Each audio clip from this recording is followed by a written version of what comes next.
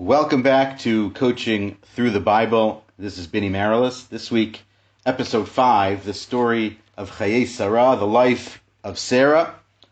Particularly the focus this week on Eliezer, the servant of Abraham.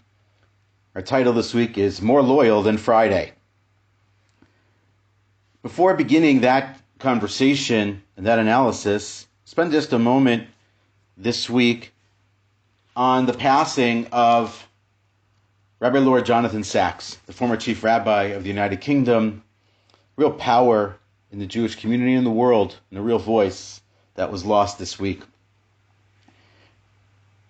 And simply just share a story about him from my own personal life, other than being a teacher from a distance and someone who I battled with and argued with in my own mind and thought about and was inspired by on a regular basis through his writings and his speeches and his talks.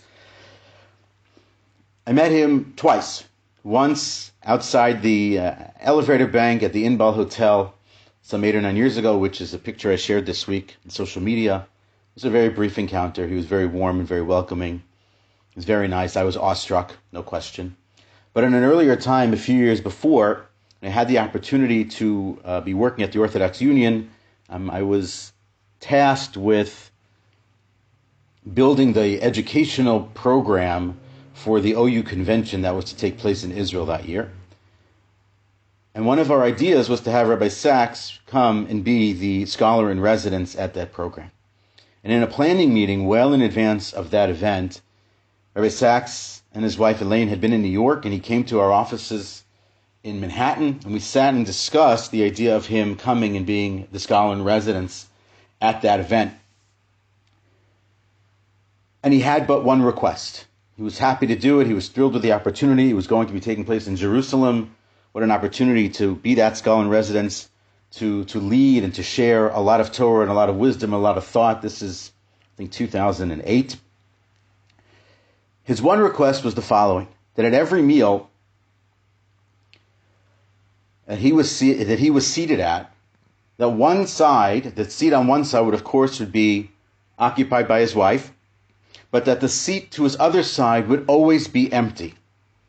It sounded a little bit shocking, but he explained he wanted that seat to be available to rabbis who would be attending the convention, and that at every meal another rabbi should be sitting next to him, because he felt that they might not have an opportunity to sit and talk to him, and that from a professional standpoint, they might want the opportunity to gain some insight, to meet a new friend, to develop a new relationship with someone of the size and scope and stature of Rabbi Sacks, and that he would only come as the scholar in residence if that was heeded. And so that every time a meal came, and this is over the course of 4 or 5 days, so it's plenty of time, plenty of different opportunities for rabbis to do that. And that's what he wanted. It was such a fascinating insight and request, and certainly was accepted by the leadership at the Orthodox Union at the time. I remember a couple of my friends who had been at that convention mentioned that they had the opportunity to sit next to him at one of the meals. And it actually was interesting for some of them, as a reason to go, was the chance to potentially have the chance to sit with him and talk to him openly and freely about the rabbinate, about their work, and just about who they were, and to develop and connect with someone like the chief rabbi. Because beyond all of the accolades of his scholarship and his mastery of all kinds of Torah literature, secular literature, philosophy, and others, was that at the core there was a warmth, and there was a human being in there who felt deeply for other people. And in my 1 or 2 interactions with him, certainly felt that myself. So it's a great loss for us. And in the context of the Torah, particularly this week, there is a very famous comment that's made that after Sarah passes away, the Torah tells us that Abraham came and eulogized her, and then he cried. And that in that word, v'liv kotah, and he cried over her, the chaf, that letter, is small. And there's an idea, I actually couldn't find the source today, that only after he eulogized her did he cry, which seems hard to imagine. And perhaps, maybe I misread it or misunderstood it over the years, but perhaps it's the case that in appreciating the greatness of the person and the vastness of the loss, do the tears come greater even, and they come even deeper. And perhaps that's the case this week. I think we all had a sense of who he was and what he presented and represented for us as a community of people, a community of practice. But in the loss and in the absence, and in reading all of the eulogies and articles and accolades and comments from religious leaders, secular leaders, government leaders from across the world, one appreciates how great that loss is. And that's something that we have to figure out how to fill that void and how to put other people in those spaces and look forward to the opportunity to develop and to grow other monumental leaders of the ilk and size and scope of Rabbi Jonathan Sacks, Zichrono Livracha.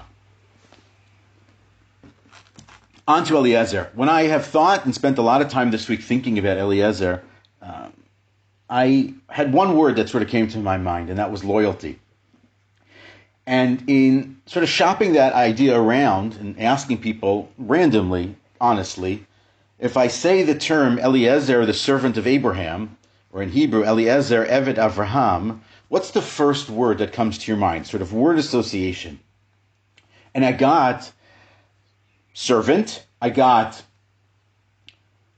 giver, I got devoted, faithful, some very interesting words. And for whatever reason, I was stuck on the word loyalty. That was the word in mind that I had about Eliezer. And I spent a lot of the week doing a lot of reading about the concept, the philosophy of loyalty and what that means. So I came across a book called The Philosophy of Loyalty by Professor Josiah Royce, who was a professor at Harvard University in the early part of the 20th century, who was a moral philosopher, which in the week of the passing of Rabbi Sacks is maybe appropriate, although I think Rabbi Sacks has a lot on Josiah Royce. In his work, The Philosophy of Loyalty, which was published in 1908, which is essentially a series of lectures that he gave publicly, he makes the following two statements. Loyalty is indeed an old word, and to my mind a precious one, and the general idea of loyalty is still far older than the word, and is immeasurably more precious. But this idea has nearly always been confused in men's minds by its chance social and traditional associations.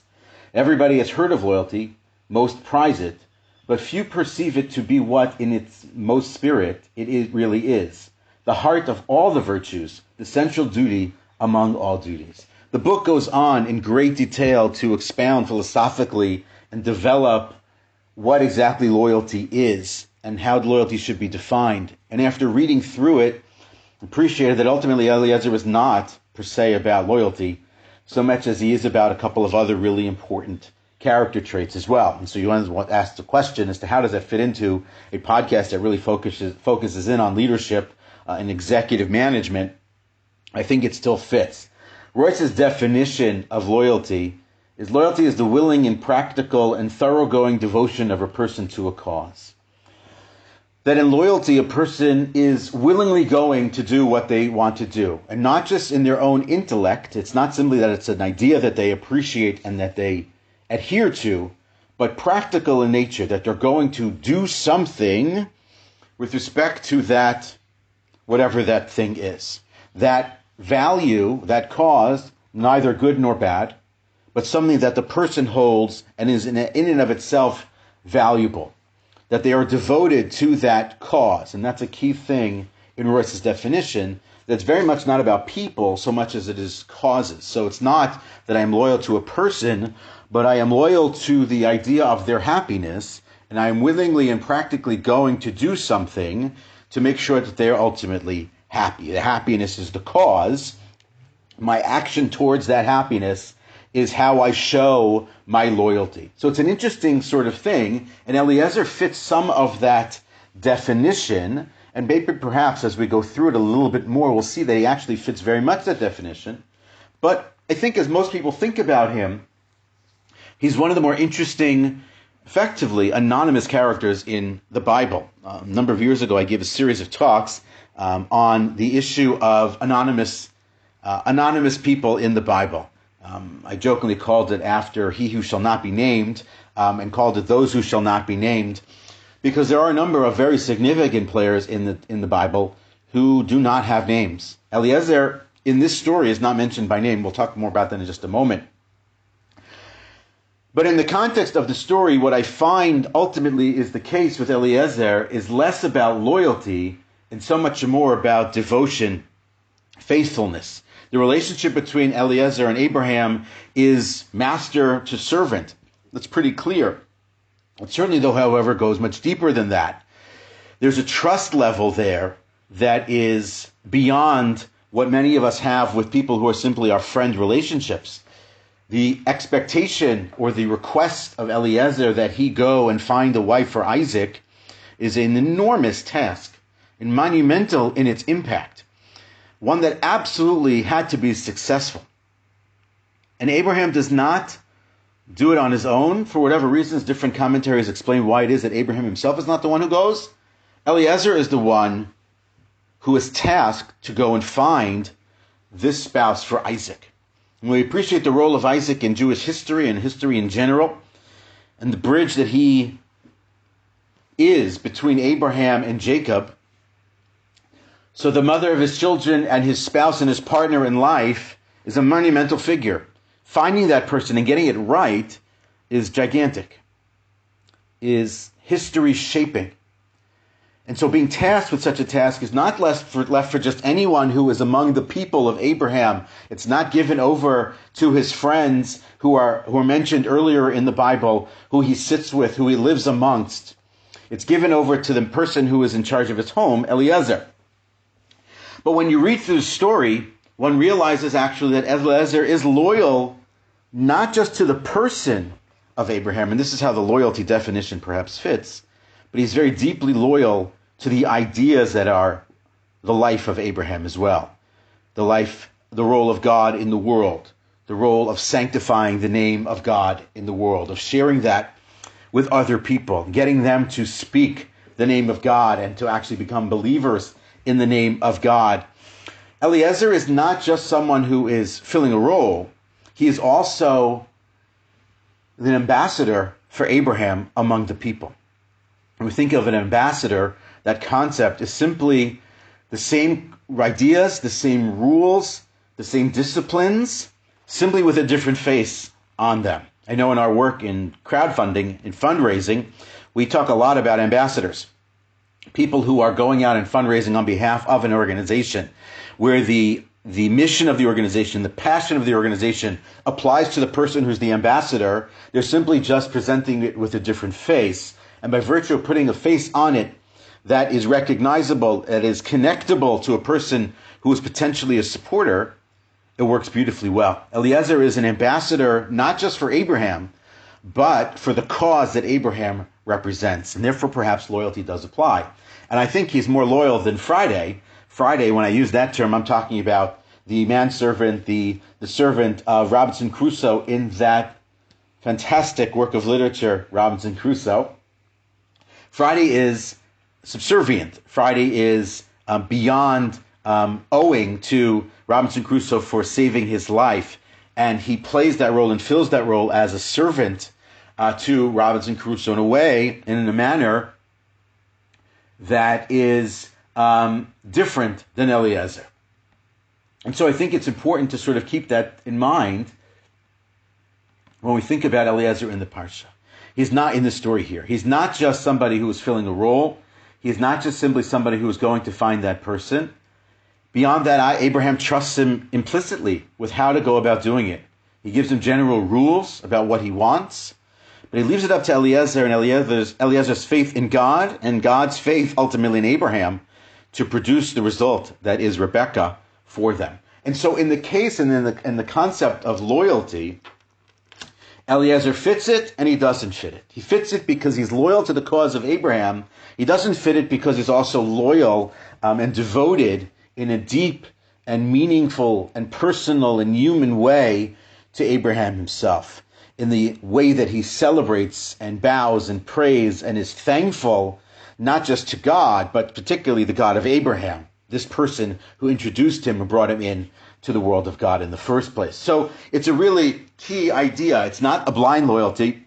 It's a very deep and personal loyalty. It's not a loyalty simply of authority, but it's a loyalty of love. It's a very different kind of loyalty relationship, more devotional and faithful in nature than simply just a straight-up loyalty. It's not an employee-employer relationship. It's not even exactly a master-servant kind of relationship completely. It's very much almost a friend relationship, which is perhaps the most ultimate loyalty relationship that may exist. How does that apply? And I want to just add one idea in the text itself, which is, I think, important and sort of shows that, which is that when the story begins and the story ends, he is Eved, he is slave or servant. In the middle, he is Ish, he is person. And at the end, he reverts back to his role. Never is he himself the person. He's never, mentioned by name. He's always with some sort of an adjective term that describes him. He's either person or servant, never Eliezer himself. That's why he's anonymous in the text. And that comes out with the idea that a lot of the commentaries mention, in particular the Yad Yechezkel, which is a work that I've mentioned a number of times in this series so far. In that work, Rabbi Yechezkel Levenstein mentions the idea that in this moment, after Eliezer desires that Isaac marry his own child, that his own daughter become that person, he subordinates himself. He diminishes himself to the role. He's focused completely on the role. He himself as a person slides out of the story. The role takes on prominence, and him fulfilling that role is the ultimate thing that he could possibly do. The Netivot Shalom, the rabbi of Slonim, mentions similarly in the concept that the words of slaves are equal to, if not greater than, the words of the children of the fathers. The idea that we mentioned earlier, that Eliezer in this space, this person, by virtue of embodying the ideals and the language and the methods and the approach of Abraham, becomes, on some level, Abraham. And so even though Abraham is not physically there, he's there in every way, shape, and form. That ultimately the person that's chosen, Rebecca, very much models and lives the ethical principles and the life moral principles of someone like Abraham, and is the perfect match for Isaac to go forward. And so Eliezer is that loyalty role, he is that devotional role, he is that faithful role. You can look at the text and see that he is not mentioned by name, and that he is always referred to in some other term, either as Ish or as Eved. He rises, interestingly enough, it's sort of a side point, from the concept of being servant to person once he moves into the space of filling the role, while he is in the home and space of Rebecca and her family, and then he reverts back to his role when he is then in the light of Isaac and Abraham again. And so, but how does that work out for us in our own lives and in our workspaces? Because it's hard to talk about employees as loyal, or people on our teams as loyal, when it is that we control their livelihood. It's certainly not a customer loyalty program, which is not really loyalty in any way, shape, or form. It's simply as long as you use their services, they're going to provide you with additional benefits. They call it a loyalty program because that word is so powerful and so alive with meaning, but it's not exactly a loyalty program at all.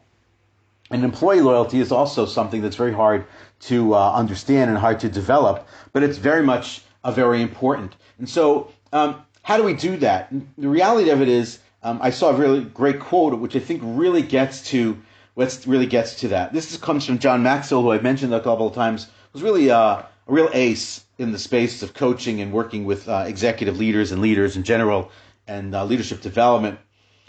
He said this following: "Don't demand loyalty, but to those who are worthy, give loyalty, and as you give it, you open up the channel to receive it." And that the way to loyalty is by giving loyalty, by being trustworthy, by being genuine, by being authentic, by being empathetic to the people that surround you. Those are all character traits, those are all ways to behave, and they all sort of fit into the category of what would be a loyal person, and thereby you can bypass the employer-employee relationship, the leader to follow a relationship and create a more equal playing field where loyalty can actually be in effect. Patrick Lencioni, who I've also mentioned a couple of times, also a great author, a great thinker about teams and leadership, made the following comment as well. When leaders throughout an organization take an active, genuine interest in the people they manage, when they invest real time to understand employees at a fundamental level, they create a climate for greater morale, loyalty, and yes, growth. The loyalty, yes, fits into a larger program of ultimately growth, that it's something that part of, that a leader wants from his team is ultimately growth, and loyalty engenders that and breeds that and creates it.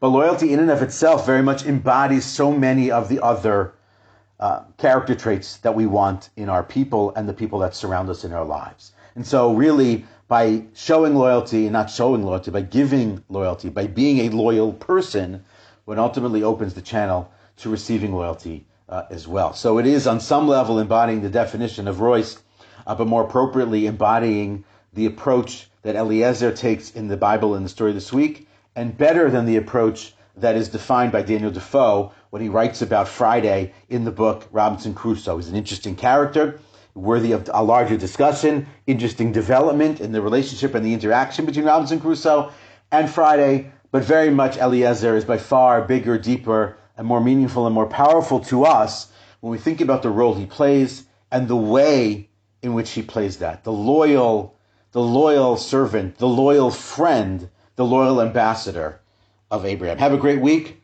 Have a wonderful Shabbat. See you next week.